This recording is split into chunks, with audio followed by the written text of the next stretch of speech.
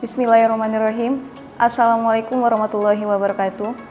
Perkenalkan, nama saya Dila Safira dari kelas MBS 20 FHP dengan mata kuliah Sejarah Peradaban Islam dengan dosen pengampu Bapak Muhammad Dimas Anugrah.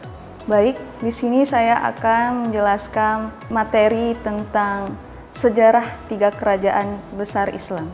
Lain halnya dengan periode klasik di mana Islam mengalami kemajuan dan masa keemasan, wilayah yang luas, dan kemajuan di bidang ilmu pengetahuan.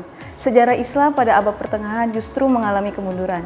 Hal ini ditandai dengan tidak adanya lagi kekuasaan Islam yang utuh meliputi seluruh wilayah Islam, dan terpecahnya Islam menjadi kerajaan-kerajaan yang terpisah.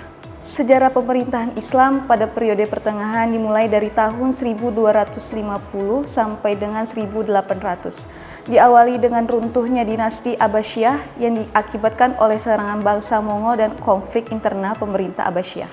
Munculnya dinasti Timuriyah dan dinasti Mamluk juga tidak bisa berbuat banyak dalam mengembalikan lagi kejayaan Islam seperti era sebelumnya. Setelah mengalami fase transisi atau fase kemunduran ini, umat Islam akhirnya kembali bangkit dan meraih kejayaan kembali setelah munculnya 3 kerajaan besar, yaitu ada Kerajaan Kesultanan Utsmani Ottoman di Turki, kedua ada Kerajaan Mughal di Moghul di India, dan ketiga ada Kesultanan Safawi di Iran. Nah, materi yang pertama itu ada Kerajaan Ottoman di Turki. Kerajaan Ottoman atau Kesultanan Turki Utsmani didirikan di proklamasi kemerdekaannya oleh Utsman I dari bangsa Turki Utsmani.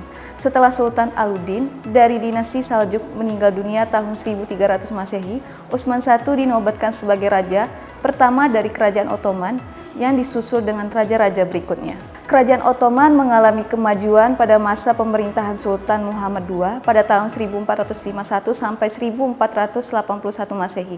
Sultan ini berjasa besar karena telah menyalurkan Islam hingga ke benua Eropa melalui penaklukan kota benteng Konstantinopel, ibu kota Romawi Timur pada tahun 1453 Masehi. Karena keberhasilannya ini, Sultan Muhammad II kemudian mendapatkan julukan Al-Fatih yang artinya sang penakluk. Kerajaan Ottoman mengalami masa keemasan pada masa pemerintah Sultan Sulaiman I tahun 1520 sampai 1566 yang bergelar Sulaiman Agung dan Sulaiman Al-Kanuni pada masa pemerintahannya. Kerajaan Ottoman memiliki wilayah kekuasaan yang cukup luas meliputi Afrika Utara, Mesir, Hejaz, Irak, Armenia, Asia Kecil, Crimea, Balkan, Yunani, Bulgaria, Bosnia, Hungaria, Rumania sampai ke batas Sungai Danube dengan 3 lautan, yaitu Lautan Merah, Lautan Hitam. Namun setelah Sulaiman Agung meninggal dunia, Kerajaan Ottoman Turki mengalami kemunduran sehingga satu demi satu wilayah kekuasaan melepaskan diri. Kemudian ada Kerajaan Moghul di India. Peranan umat Islam di India dalam penyebaran luas agama Islam dapat dilihat dalam 4 periode, yaitu periode sebelum Kerajaan Moghul tahun 705 sampai 526 Masehi, Moghul 1526 sampai 1858, periode masa penjajahan Inggris 1858 sampai 1947, dan periode negara India sekitar 1947 sampai sekarang. Kerajaan Moghul atau Kesultanan Mughal didirikan oleh Zahiruddin Muhammad Babur keturunan Zengis Khan bangsa Mongol pada tahun 1526 Masehi setelah mengalahkan Ibrahim Lodi, Sultan Delhi terakhir dalam pertempuran Panipat I. Kerajaan Moghul diperintah secara silih berganti oleh 15 orang raja sultan.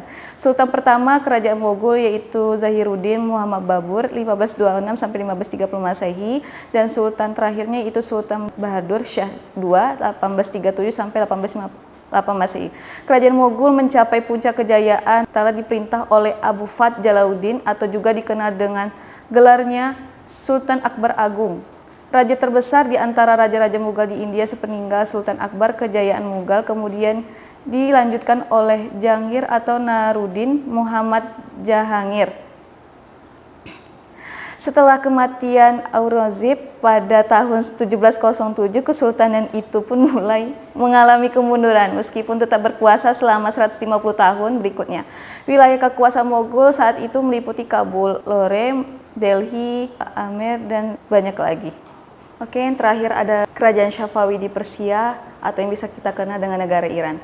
Kerajaan Syafawi didirikan oleh Syekh Ismail Syafawi atau Ismail I pada tahun 907 Hijriah atau 1501 Masehi di Tabriz.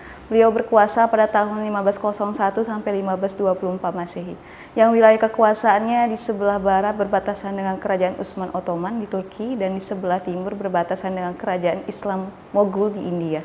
Setelah pemerintahan Syekh Ismail Syafawi berakhir, silih berganti sultan-sultan dinasti Syafawi melanjutkan pemerintahannya hingga sebanyak 17 sultan.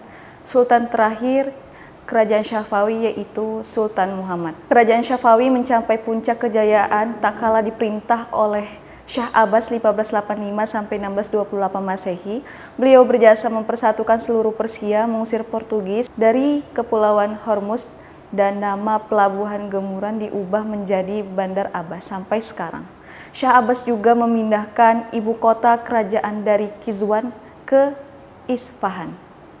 Setelah pemerintahan Syah Abbas berakhir dan digantikan oleh sultan-sultan berikutnya, kedudukan kerajaan Syafawi menjadi lemah.